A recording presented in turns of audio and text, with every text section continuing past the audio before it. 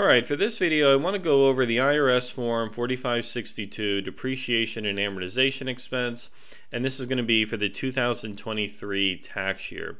Now the 4562 can be filed with a number of different types of companies, but in this example we're going to be using it with the Form 1120S filing for an S corporation. So we've got the full 1120S here and both pages of the 4562. So we'll cover the 4562 and all the other kind of relevant schedules and supporting statements you might need. Now in this example I want to focus on the bonus depreciation. So we're going to be looking at parts 2 and 3, and then we have some vehicles which are going to be listed in part 5, listed property, and we've got our special depreciation allowance here on line 25. So before we get into this, we also have the financial statements for the company, so I'll touch on this briefly. And then we also just have one slide here covering some background on bonus depreciation and 179, and then some more details on the fact pattern. So bonus depreciation rules for 2023. The bonus depreciation amount is limited to 80% of the cost or your basis in that property. Now last year and a couple of years prior, it was a full 100% bonus depreciation deduction. So you're basically able to write off the full value of the business use property that you acquired in the year. Now most property is going to be eligible for this, and so long as the property is new to you, right? And then the property has a maximum useful life of 20 years. Now there's special limits for vehicles that come into play, and so we'll talk about that. But just to touch on this 20-year limit, this is really important because you can't claim bonus depreciation on real estate, for example, right? Because real estate, single-family homes, 27.5-year property, commercial is 39. So for those reasons, you know these are not eligible for bonus depreciation. But if you've got property, useful life under 20 years, generally speaking, there's going to be a bonus depreciation element there. Now, vehicles, like I said, have special rules. So vehicles, the first issue is it has to be used at least 50% business use. And then the amount that you can deduct depends on the weight, right? So for smaller vehicles, the IRS refers to these as luxury vehicles, but it doesn't really have anything to do with the price, it's the weight. So if the vehicle is under 6,000 pounds, the deduction, the bonus depreciation deduction limit for that year, for 2023, is going to be the $20,200 amount.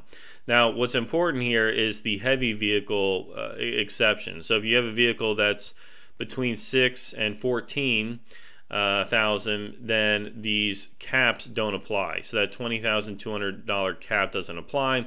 That's why when you often see people advocating for, oh, you know, go get a big SUV, you can write that off 100%. This is why, because the bigger vehicles that are heavier, they fall outside of this small vehicle, the luxury vehicle limitation.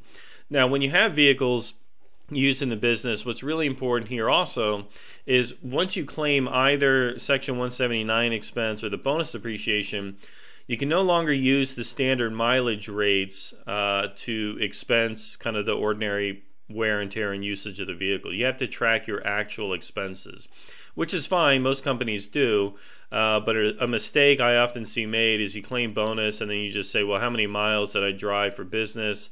And then multiply that by the standard mileage rate and take that expense. That's not correct, right? You need to be tracking the actual expenses. Now, what is the difference with the 179 deduction?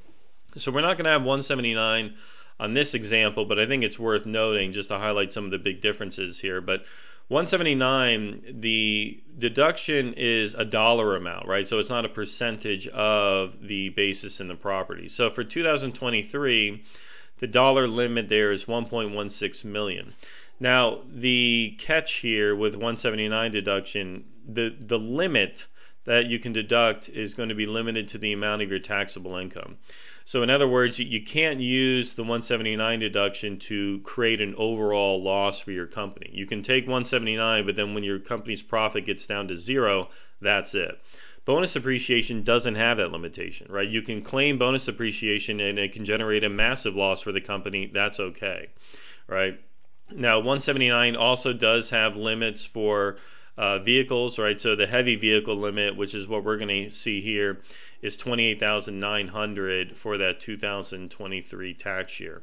But in our case, we're going to be claiming the bonus depreciation, so $179 we're not going to use. And when we look at the financial statements, you see also kind of the reason we're not using it is because our profitability is quite low anyway.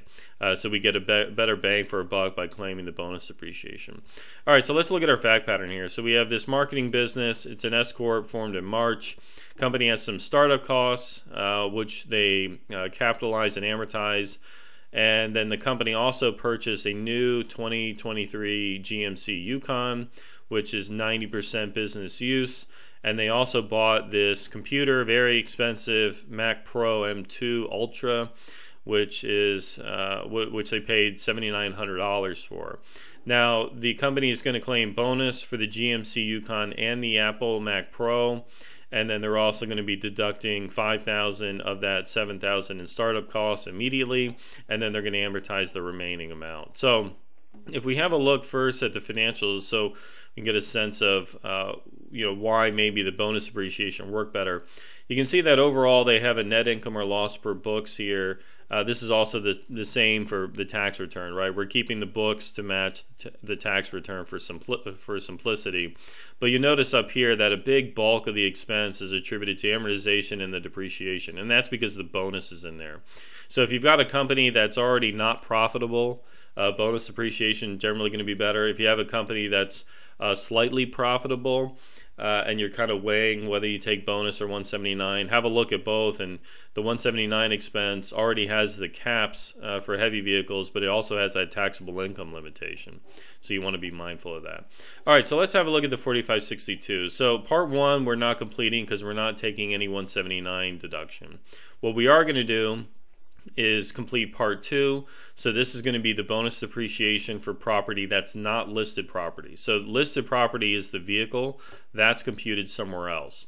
And then the maker's depreciation, part three, this also has to do with the vehicle itself, but we'll come back to this after we handle the bonus depreciation first.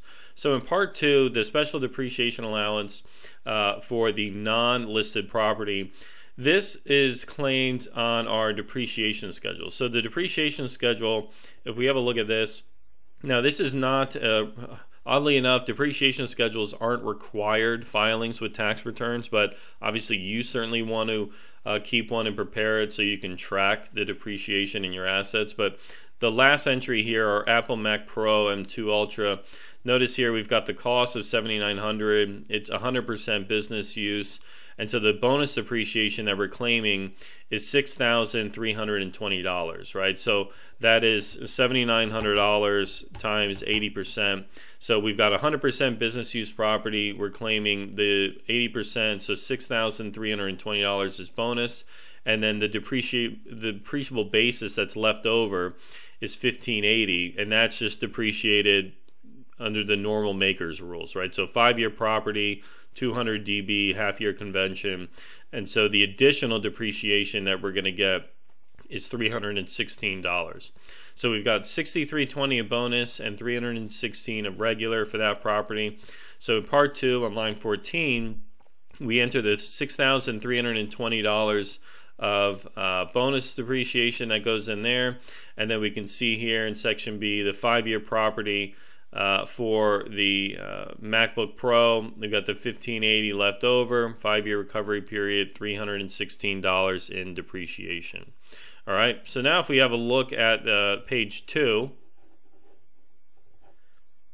so page 2, part 5, listed property, this is where we would include, as it notes here, right, automobiles, other types of vehicles, aircraft, property used for entertainment, recreation, or amusement. And I think IRS, they carved this out because they want more information on the property, right? Because it's a vehicle, they need a bit more detail, right? So in contrast, the 4562 in part 2 for the computer equipment don't need much, right? The depreciation schedule, you don't even provide them, right? We just say, okay, we're claiming $6,320 in bonus, and then that's it. Now, part 5, so so a couple of things to note, right? On lines 24A and 24B, they have questions about the depreciation that's going to be claimed. So do we have evidence to support the business or investment use? Yes. And do we have a written policy? In this case, the company does, and they also keep track. They keep receipts of a driving log. They keep receipts of fuel purchases, insurance. Very, very good business practice to have all that. If you're not answering yes to either of these, there's a problem. I'll put it that way. All right, so in question, so 24A, 5, and 6 here. So 26, property that was used more than 50% in qualified business use, and then 27 would be property used 50% or less. Remember, if you don't use it at least 50%, so it's got to be more than 50% in order to get the bonus depreciation allowance. If you use it less than 50, you can still claim the depreciation expense for that business use, but you're not going to be able to claim bonus. So we've got the 2023 GMC Yukon up here. The date it was placed into service, April 1st, 2023. Business use was 90%. And so the way they established that was based on mileage. Right, so the number of business miles driven versus the total miles put on the car for the year was 90% business use. Column D here, we have the cost. So this is the cost, the actual basis cost before accounting for any reduction for personal use. So he paid $70,000 for the vehicle. The company paid $70,000 for the vehicle.